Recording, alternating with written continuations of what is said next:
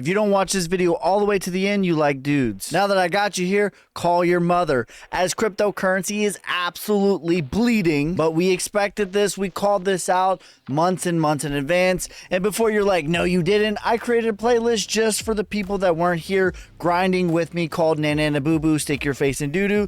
This has all of my calls from 2022 until now. Go take a look before you get in a little comment. As right now, Bitcoin is sitting at $41,059 and is showing clear signs of weakness. We've had two crosses, the 8 crossing the 50 and the 21, and is now well below that, showing real signs of weakness, aka Wyckoff distribution. Now, we might get a last point of support before we go into phase E, and what phase E will bring us is at a minimum of about 35K. I think that we will be trading sideways there in between 35K and 40K for the better part of 3 to 6 months before the real bull market will start. About by the end of April, things are going to start to be rocking and rolling and everybody is going to start getting bullish again. But for right now, reconsolidation is a normal and healthy thing to happen. Nothing goes up in a straight line forever.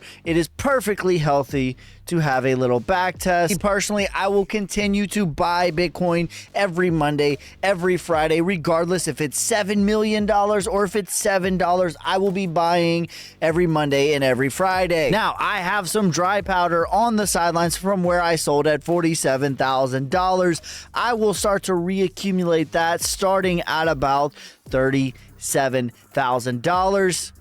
And my final buys from that dry powder will be about $32,000. Take with that information what you will. In other news, Trezor suffered a security breach, says over 66,000 people affected. How many times do I have to keep teaching you this lesson, old man? How many times do we have to teach you this lesson, old man? I love the young people. This idea that any hardware wallet such as Ledger, such as Trezor, such as Decent are getting hacked is a fallacy. They're not brute force attacking. Here are the 3 things that makes your hardware wallet vulnerable. Number 1, you bought it from a third party such as Best Buy, such as Amazon. There have been rare but certainly cases where malware has been implanted and then they now have access to all of your cryptocurrency. Number 2, you give up your seed phrase to a third party, aka the password to your bank account you give to somebody else. And in the case of Trezor, that is exactly what happened. They were vulnerable through the third party recovery program. Essentially what happens when you do that is you say, I have this receipt that says I am free and I am sovereign. I have my own money that is free and sovereign. Here you go. I no longer have it. We keep doing this. No one is brute force attacking any hardware wallet. As check it out. Here's the thing. Your crypto is not stored on a hardware wallet. It is stored on the blockchain. It is accessed through a hardware wallet and other ways. The only way to brute force attack cryptocurrency and steal your funds would be a 51% attack, and the only person that can do that is Elon Musk, and he's not worried about your $3,000 worth of crypto, bro. The third way that makes you vulnerable is if you access a website that you have no business accessing, and then you approve a transaction that you had no business approving.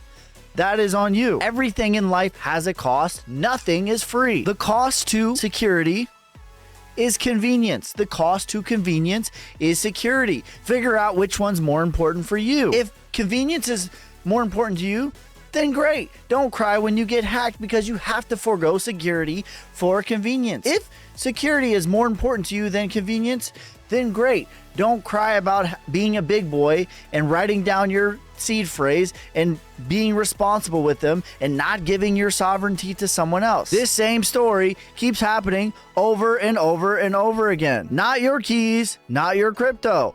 If you give your keys to someone else, that is like giving the password to your bank account to someone else. Would you give the password to your bank account to a complete stranger? If no, then why would you do it with crypto? It is no different. If you're new to crypto, it's very simple. You just need to take about 30 minutes and figure out what the security precautions need to be taken place before putting a large amount of money in there. That's it. And for the love of God, learn from everybody else who has came before you. You don't need to learn from your own mistakes. You, in fact, can learn from other people's mistakes. At the bottom right is the Bitcoin countdown until the next halving. That is about how many more days we have until your life-changing entry points run out. What this means, every 2,100,000 blocks, which each block is released every 10 minutes, and this has a block of all of the transactions. Every 210,000 blocks of transactions that happen is released, the inflation on Bitcoin gets cut in half. In 2009, the block reward, or the amount of Bitcoin that was released every 10 minutes, was 50. This was the inflation on Bitcoin. In 2012, it was cut in half and was 25 Bitcoin was released every 10 minutes. In 2016, it was 12.5 Bitcoin was released every 10 minutes. And today, for the next 88 days, the block reward is 6.25 Bitcoin will be released every 10 minutes for the next 88 days, and then it will be cut in half again. To put that in perspective, the inflation on that equals about 1.6% inflation. And that's low, but it's actually exponentially lower than what you even can think about. Because to put it in perspective, the inflation on gold, something we all know to be intrinsically valuable and hold its weight in gold, is 1.8%. Inflation is what we find each and every year on gold. So right now, today, Bitcoin's inflation is slightly less than that of gold. And in about 88 days exactly, it will be less than half of the inflation on gold. So what should you do about this?